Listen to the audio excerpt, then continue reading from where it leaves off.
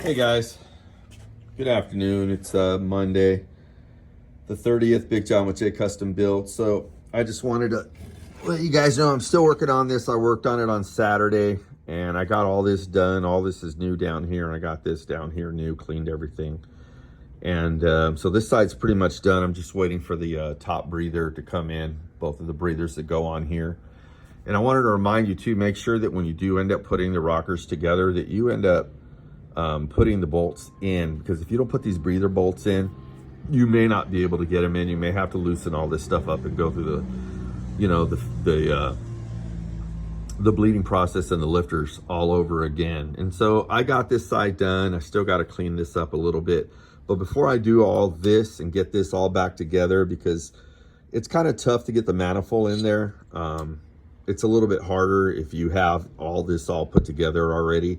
So with it being apart like that, it's just a lot easier for me to get in and torque those bolts.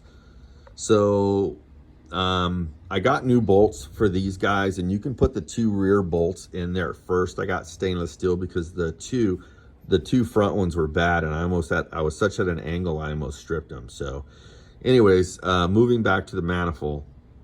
So I ordered these, and they're not going to be here till tomorrow or Wednesday. Tomorrow, I guess. They're in another shipment. So I went ahead and picked these up, and as I mentioned before, the manifold's all cleaned up. So what you want to do is you always want to face these guys toward the rear, right? And the way these go on is you put the actual mounting bracket on first, and then the mounting bracket, you have to put the O-ring or the gasket in to match the fitting. So what it's going to do is when you tighten it up, this is flat against the head, and that's pretty much what they look like. So when you tighten them up, it seals this up pretty good. So I'll go over this with you guys here in a minute. So when you get this on there, you want to make sure these are lined up with the screws, and that you kind of torque them down evenly, right? So you want it to be sitting, because if this actually rocks up, it kind of throws this off.